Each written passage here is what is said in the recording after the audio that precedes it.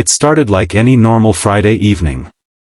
I had just come home from work, the sun was still high, birds chirping, neighbors walking their dogs, and my son Ryan was in the driveway wiping down his old Toyota Corolla. That car may be 10 years old, but he treats it like a Ferrari. Music played low from his Bluetooth speaker, and he was minding his own business when all hell broke loose. Out of nowhere, a white SUV screeched to a stop across the street, and out came none other than Karen, clipboard clutched tight, sunglasses too big for her face, lips pursed like she'd just tasted vinegar. If you live in an HOA neighborhood, you already know the type. Karen was the self-appointed queen of the HOA, who patrolled the block like she was guarding a military base. 1 inch of grass too tall. You got a fine. Curtains not neutral-toned. That was a warning.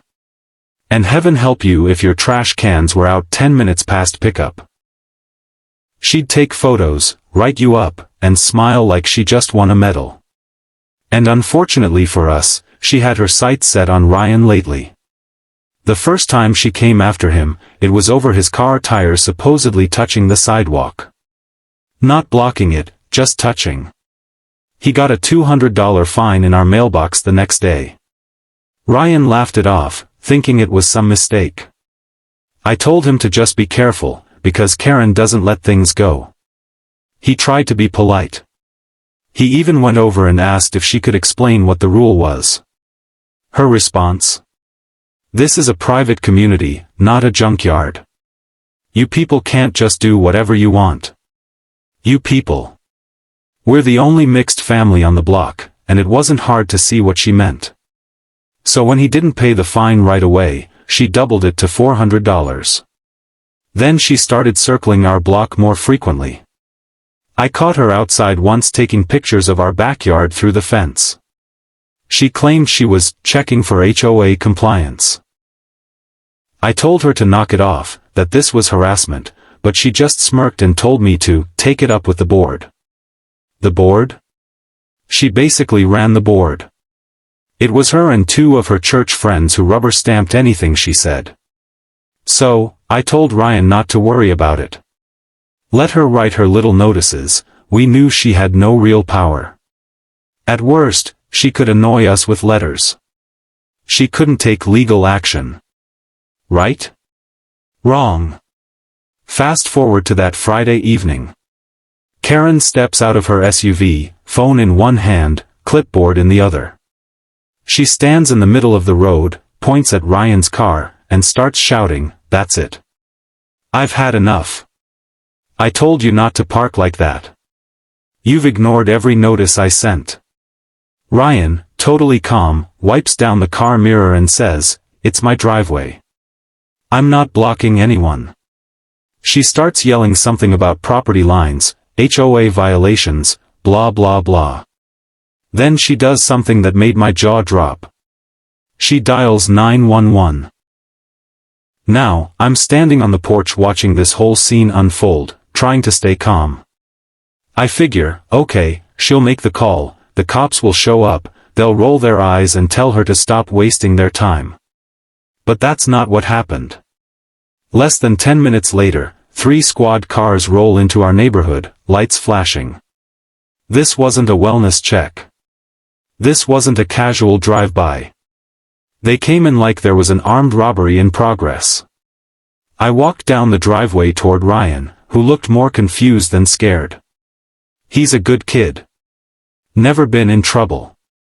Works part-time, helps out at home, even volunteers at the local animal shelter. The kind of teenager you'd want as your neighbor. The officers step out, serious looks on their faces. One of them rests his hand on his holster.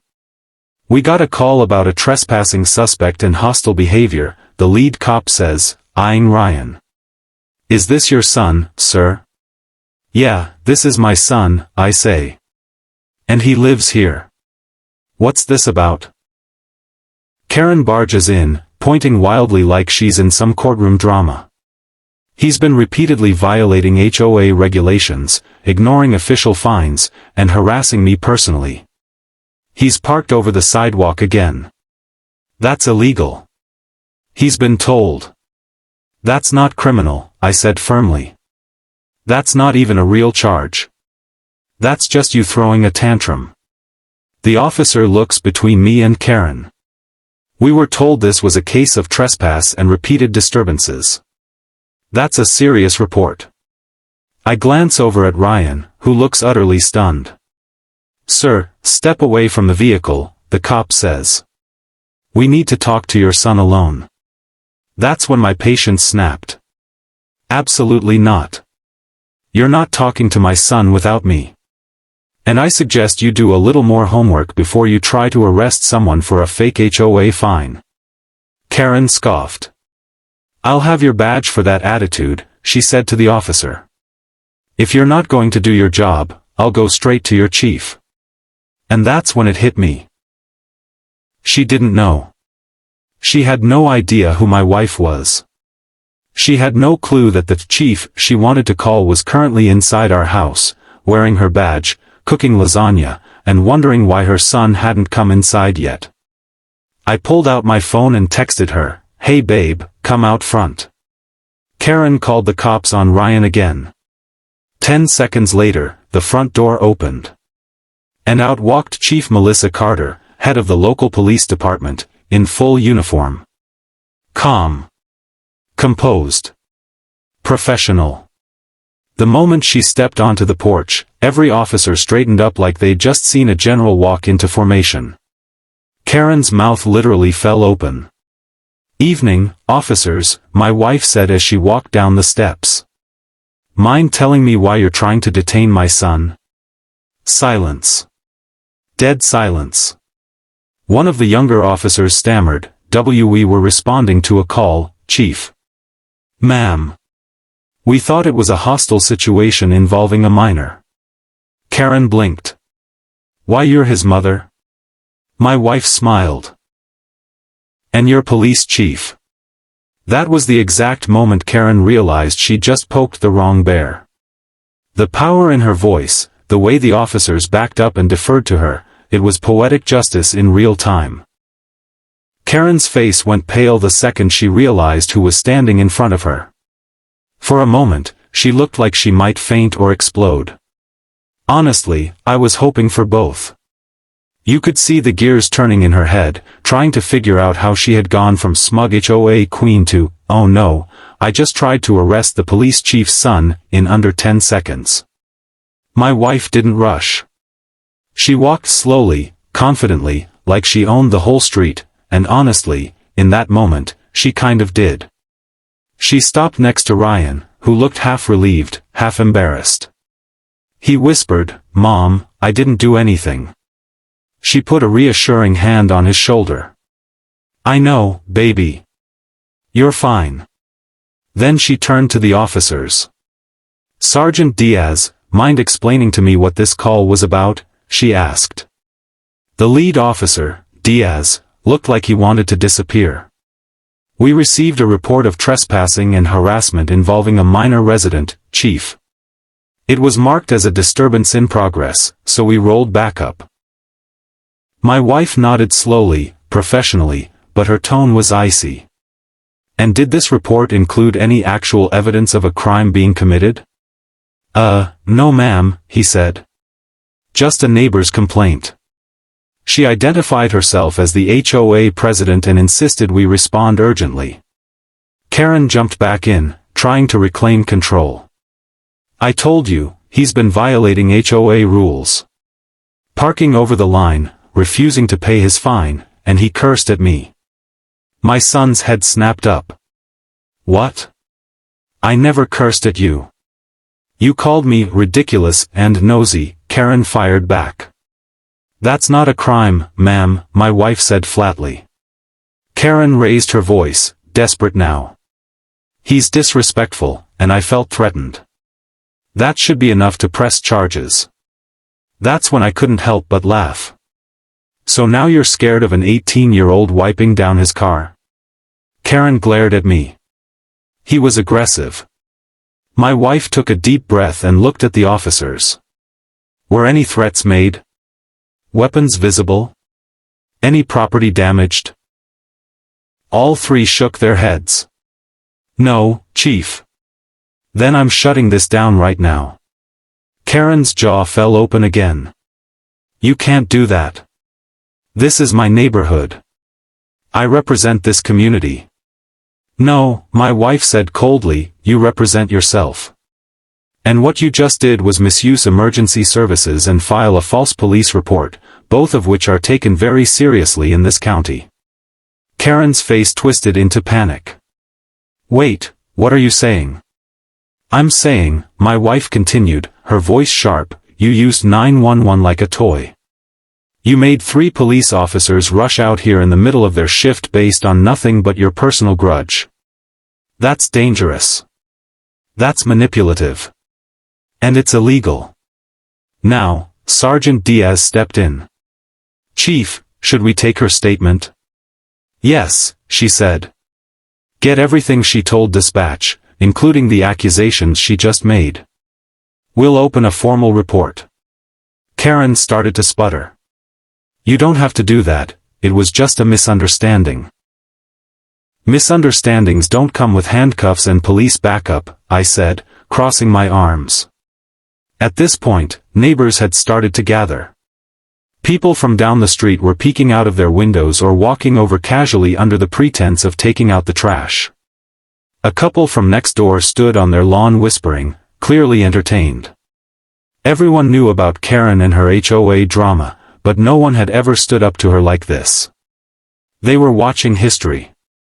I've documented every interaction with your son, Karen tried again. I have photos. I've sent emails to the board.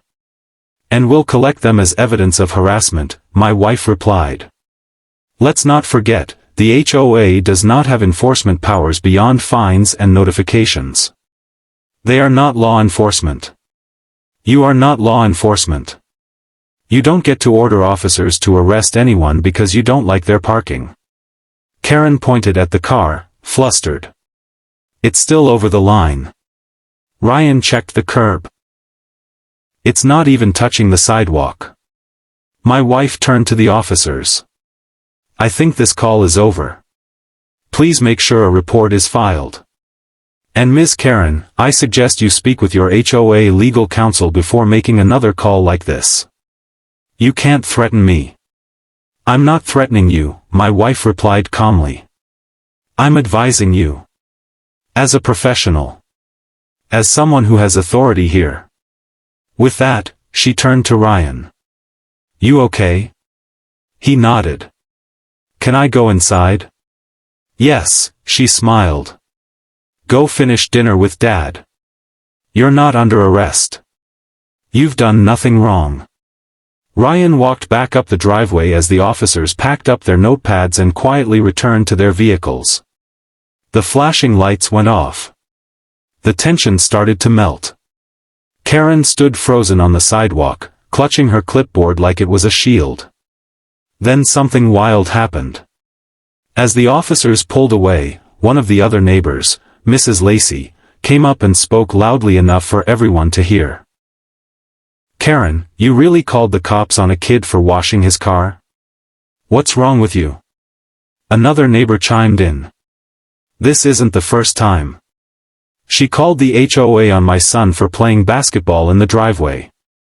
Someone else added, she tried to fine us for hanging wind chimes. It was like a floodgate opened. Years of frustration from the neighborhood came pouring out. Karen stood there, shrinking under the weight of her own nonsense. She realized, maybe for the first time, that the people she thought feared her, were just done with her. She turned to leave, but not before my wife said one last thing. And Karen? Don't come near my son again. Not unless you want to face real charges next time. Karen didn't respond. She just walked back to her SUV, climbed in, and peeled off down the road, only this time, there were no smirks. No smug glances. Just silence and a long trail of humiliation. Back inside the house, Ryan sat at the table, a little shaken but mostly okay. My wife joined us, taking off her uniform jacket and returning to mom mode. That was insane, Ryan muttered. My wife smiled, kissed him on the forehead, and said, "Welcome to adulthood, baby. And always remember, some people's power only lasts until someone tells them no." Over the weekend, the fallout from Karen's stunt spread like wildfire through the neighborhood. Our local community Facebook group lit up with posts. Screenshots of the incident, people's doorbell camera footage, and even a short video of Karen yelling about Ryan's car circulated in private messages. Most posts didn't even mention her by name, she was just called Clipboard Karen. But everyone knew exactly who it was. By Sunday morning, the HOA's email inbox was full of complaints from other residents demanding action. And it wasn't just about our family. Apparently, Karen had been quietly racking up a list of enemies over the years. One neighbor posted about how she fined their teenage daughter $100 for having too many friends over. Another recalled Karen sending a violation notice because their Halloween decorations were not in good taste. But what really struck a nerve was how she tried to weaponize the police to control a teenager. By Monday, the HOA board was forced to schedule an emergency meeting. They tried to keep it private, but word got out. Turns out, Karen wasn't just on the board, she had positioned herself as the president, treasurer, and secretary. It was practically a dictatorship. We didn't plan to attend that meeting. Honestly, we were done with her. But around 4 p.m., Ryan got a knock on the door. It was Mr. Bryant, one of the oldest residents on the block and a retired attorney. He looked concerned and polite, like someone who doesn't normally get involved in drama, but had finally had enough. "May I speak to your folks?" he asked. We invited him in. He didn't waste time. "Listen," he said, looking straight at my wife, "this neighborhood has had enough of Karen's nonsense. I spoke to half a dozen homeowners today. We're all ready to vote her out. But we need someone to call a full community meeting and explain what she tried to pull. Coming from the police chief would make all the difference." My wife hesitated for a moment. She's not the type to wade into neighborhood politics. But she also knew that if people didn't stand up to bullies like Karen, they'd just keep multiplying. She agreed to attend. That evening, the rec center was packed. Over 40 homeowners showed up, more than any HOA meeting had ever seen.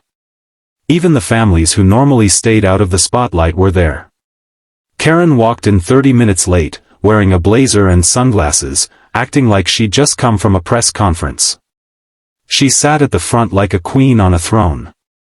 But the moment she opened the meeting, my wife stood. "Before we begin," she said firmly, "I think this community deserves an explanation for what happened Friday." Karen scoffed. "This meeting is about HOA budgets and planning. If you want to file a personal complaint, send it in writing." "No," said Mr. Bryant loudly, "this meeting is about accountability." A ripple of agreement went through the room. My wife didn't need notes. She spoke clearly, professionally, and directly. "As you all know, I'm the chief of police. I don't normally step into HOA affairs. But when someone calls 911 with a false criminal report, puts a teenager at risk, and uses my department as a tool for personal revenge, I can't stay silent." Karen tried to interject, but people shushed her. "She called 911 and said my son was threatening her," my wife continued. "She told dispatch he was trespassing and aggressive, none of which was true. 3 officers responded to what they thought was a serious threat, only to discover a teenager washing his car in his own driveway. That's not a neighborly complaint. That's abuse of emergency services." A woman in the back raised her hand. "She called the cops on my kid too. Said he was skateboarding too loud near her house." More hands went up. People began voicing years of grievances. One after another. They weren't angry, they were exhausted. And they were done being silent. Karen tried to regain control. "All of these complaints are biased. I was just enforcing the rules. This community has standards. If people don't want to follow them, they can move. Or, I said from the back of the room, you can step down. Gasps. A moment of silence. Then, Mr. Bryant stood again. I motioned to remove Karen from the HOA board effective immediately. I second it, said a neighbor. Third, someone else added. Karen stood, red-faced. You people don't appreciate order. I've given my time to this community. And abused it, my wife cut in. Mr. Bryant pulled out a stack of papers. I've reviewed the HOA bylaws.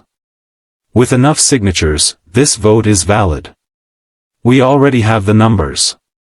Karen looked around. No one defended her.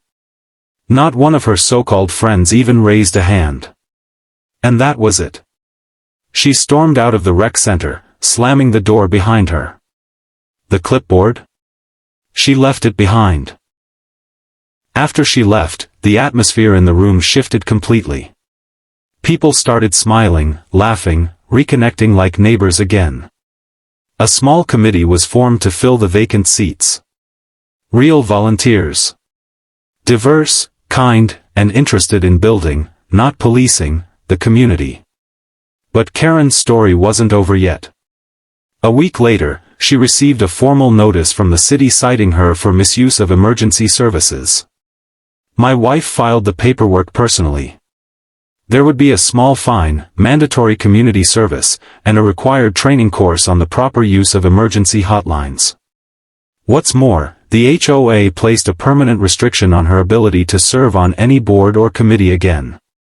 She could live in the neighborhood, but she couldn't control it anymore.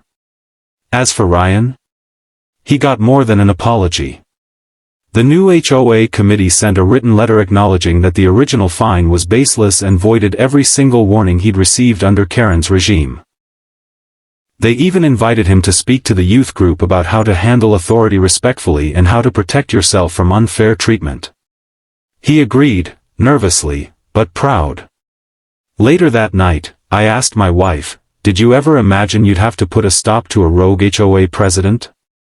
She chuckled. Not in uniform. But hey, justice is justice. And just like that, our family went back to enjoying life, without clipboard patrols, without threats, and without flashing lights in the driveway. A few weeks passed, and things around the neighborhood began to feel normal again. For the first time in years, we could leave our trash bins at the curb without looking over our shoulders. Kids rode their bikes freely, dogs barked without the fear of noise citations, and Ryan? He parked his car wherever he wanted on our property, with confidence. The fear and tension that used to hang in the air like fog had lifted. It was incredible how much peace could come from removing just one toxic person from a position of power. Karen's grip on the neighborhood had been broken, and nobody was in a rush to put it back together. But despite all the smiles and laughter returning to our block, something deeper had changed in our family too. That incident reminded us how fragile peace can be when it's built on intimidation and silence. We'd always known Karen was a nuisance. What we hadn't realized was how close she'd come to turning a petty HOA disagreement into a permanent stain on my son's future. I remember sitting on the porch one night with Ryan.